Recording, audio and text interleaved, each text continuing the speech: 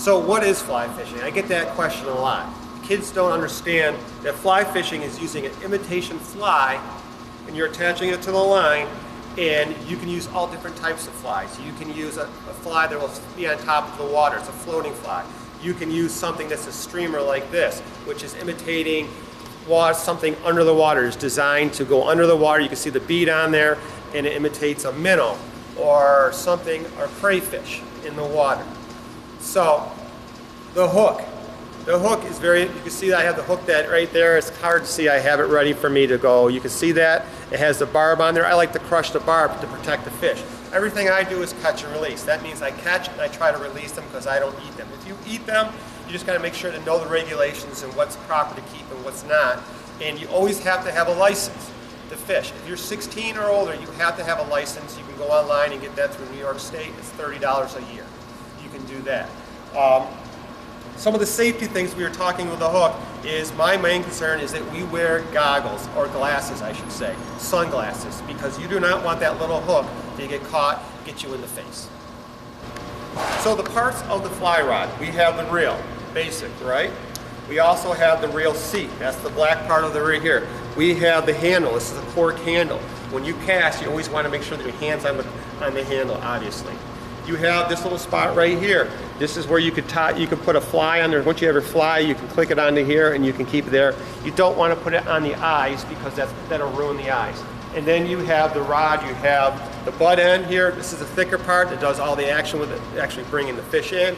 And then you have the tip down there where it's sensitive. We kind of went over that. You can see the yellow line. This is called the fly line. It's weighted. And this is a floating line, so that means it's going to float on top of the water, right? From there, you can see we have the tippet, right? You can see the tippet is tied there with a barrel knot. You can see that knot right there. That is designed so it will go through the eyes and it won't interfere and get caught. We have sticker here, and as it goes down, it gets thinner and thinner, lighter line, all the way down to really light. You can see that. You can hardly even see it. And we have in the end, again, there's the backing. The backing on there is probably 20-pound braided line, and that is there so if you catch a big fish and there's only about 100 feet of the fly line, then you have the backing there so you don't lose your fly line, which is very expensive. It's $50. It can be up to $50, $60 just for the fly line alone. Now we're going to attach the fly to the line, to the tippet. So what we're going to do is, I'm going to move a little closer so you can see, is I'm going to put it through the eye right there of the hook.